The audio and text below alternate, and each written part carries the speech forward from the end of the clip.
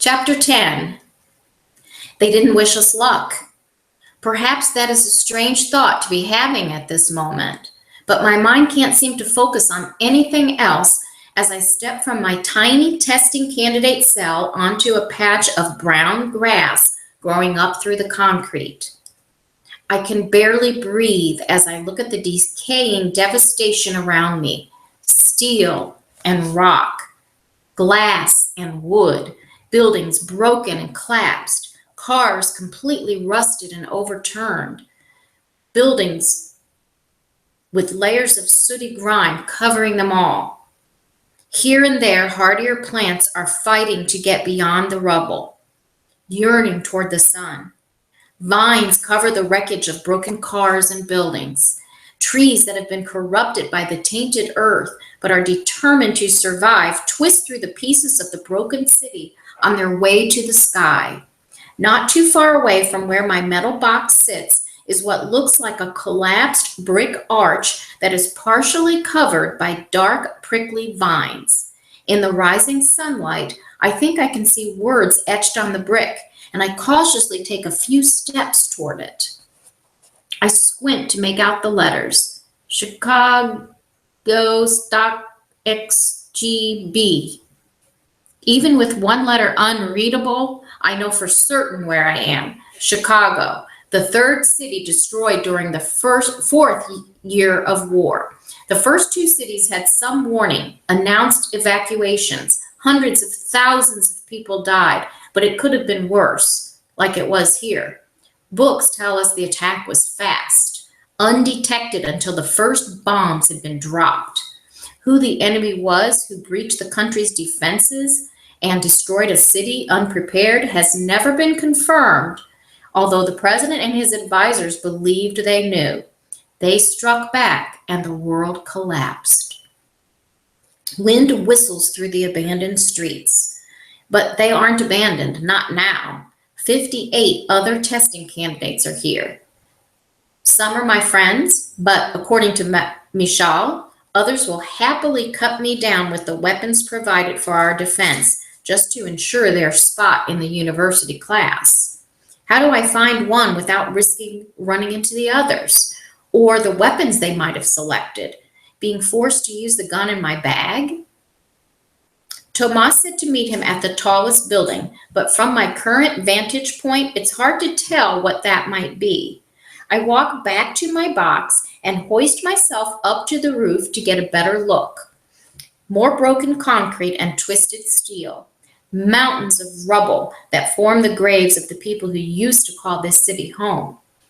The enormity of the destruction pulls at my heart, but I don't have time to grieve for the people who died here.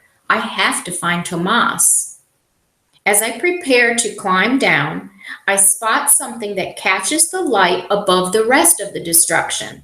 It doesn't look like a building, but it's the tallest thing I can see from my location. Distance is hard to judge, but I'm guessing it isn't too far away. I don't know if Tomas will head there, but I have to take a shot. The transit communicator's compass is working now. So is the mapping tool that determines longitude and latitude. At least I know my coordinates. I can find my way back if I need to. Jumping down, I set off with my compass directing me north to my destination. I scramble over piles of broken rock and avoid large gaping holes in the ground, stopping every few feet to listen. Do I hear other footsteps? Is anyone else nearby? All I hear is the wind rustling the dried, claw-like leaves on a nearby tree.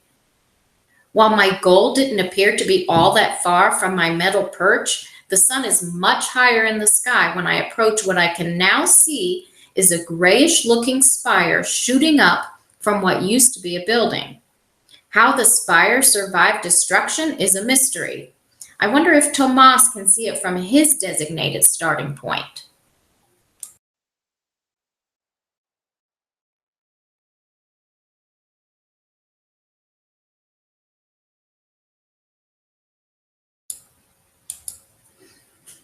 I sit on a fallen piece of stone and take several sips from my water bottle. The sun is hot.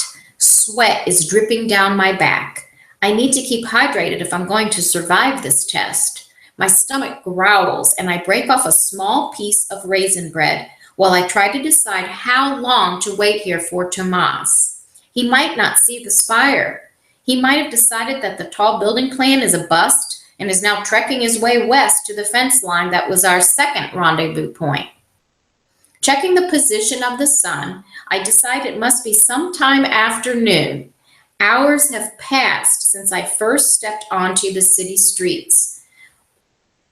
While I would like to wait as long as it takes to find Tomas, I also need to find shelter when night comes. The idea of sleeping out in the open with testing candidates and whatever unknown dangers are lurking freaks me out. 1 hour, that's how long I decide I can give Tomas before I leave this spot. Then I will move on. I finish my sparse lunch and decide to explore my surroundings a bit until it's time to leave. Hoisting the bag onto my shoulder, I scramble over debris. I almost trip on a tree root and end up directly on the other side of the spire, looking at a large metal box sitting on a broken street. A testing candidate box. My heart picks up speed as I tread slowly toward the box. It is too much to hope for that Tomas's box would be the first one I come across after leaving my own, or that he would still be in it hours after the test began. But still, I have to look. The clock inside is no longer lit. The basket of food contains only a discarded apple core and the container that the crackers came in. This is definitely not Tomas's box. He wouldn't have been reckless enough to eat food that could be stored for later. And he would have stripped the cot of its sheet like I did. I'm considering adding the sheet to my inventory when I hear a stone skitter over the ground. Someone or something is outside. I freeze and hold my breath, trying to decide my next move as I hear fragments of cement crunch under a shoe. Not an animal, definitely a person. My heartbeats count off the seconds as I listen for sounds of advance or retreat. The minutes pass. I hear nothing. I tighten and retighten my grip on the gun in my right hand and count to 100. Still nothing. Being trapped in this windowless box has me at a distinct disadvantage. Not only can I not see who is out there, but I have no method of escape if someone comes through the door. It is time to leave, now. I peer out the entrance of the box. The opening faces an area that at one time must have housed a building, but is now home to a few partially standing walls. A few of the walls are only 3 or 4 feet high, but 1 or 2 are taller than me. The tallest wall is probably 50 or 60 feet away. The walls could provide a place to hide from whoever's nearby, at least until I can determine whether the person means harm or not. The ground between the box and the wall is cracked, but mostly flat. If someone is waiting for me outside the box, taking them by surprise is my best chance. I position my bag strap over my head so it's more secure, shift the weight, take a deep breath, and run. My boots pound against the hard stone ground. Somewhere off to my right, I think, I hear someone swear.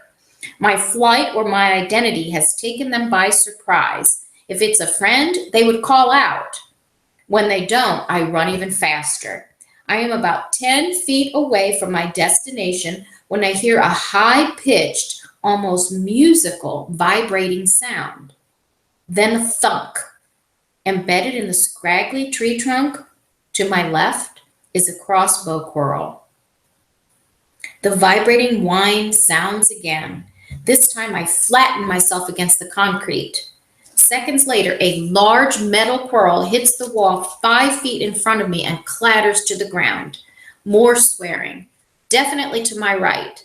Whoever is shooting the quarrels either has amazing luck with the weapon or has had training with it in the past.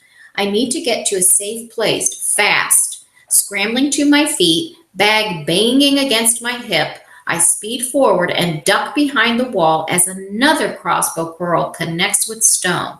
There is no doubt someone is trying to kill me. Another testing candidate? I have to believe so. A crossbow was one of the weapons in the selection room. And while I understand feeling scared and alone in this wasted city, I do not believe those are the feelings propelling this attack. Like Roman's sabotage of our group on the third exam, this attack is calculated. It is cold. It is an attempt to better the odds of making it to the university. Anger and indignation cut through my fear. Whoever this person is isn't relying on their own smarts to pass this test.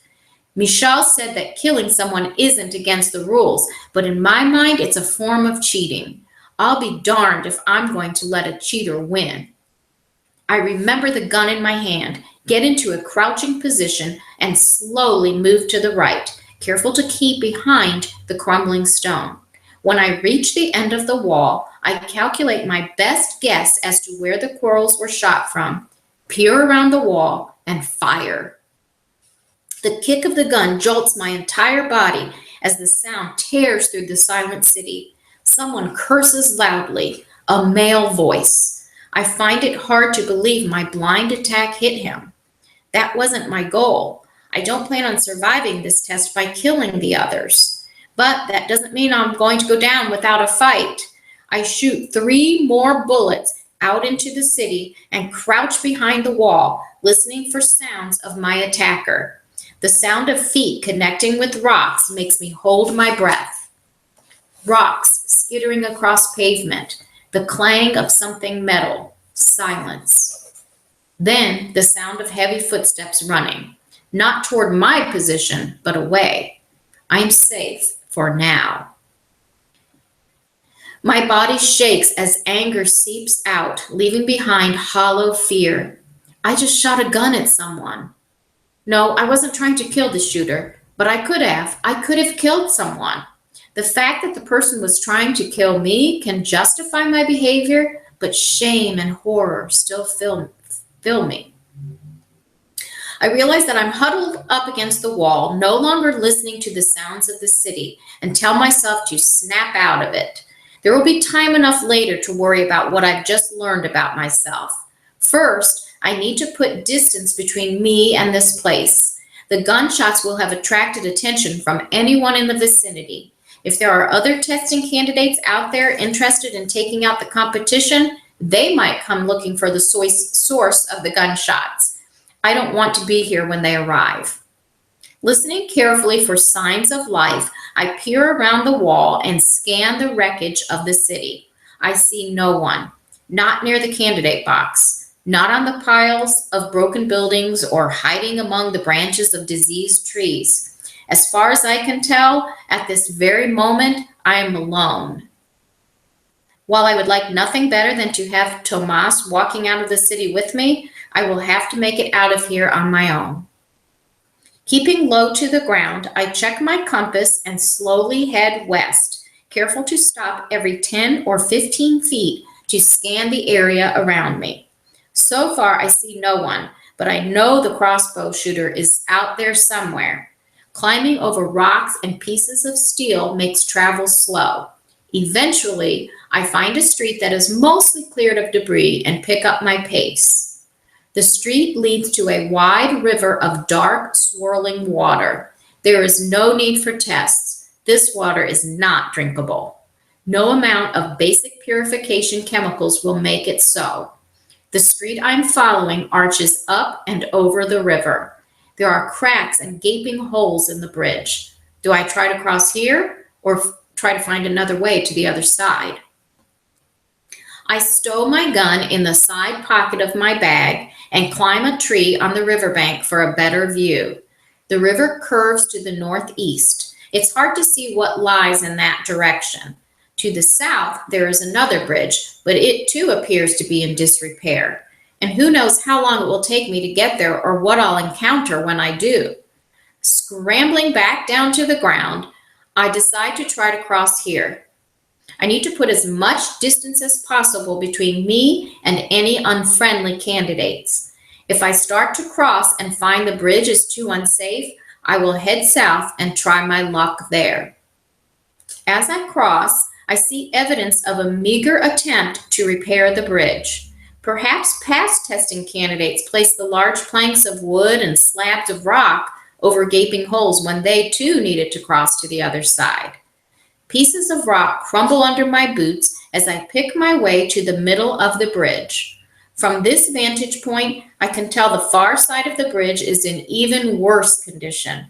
Entire sections of asphalt are gone, leaving only small strips here and there that can be navigated.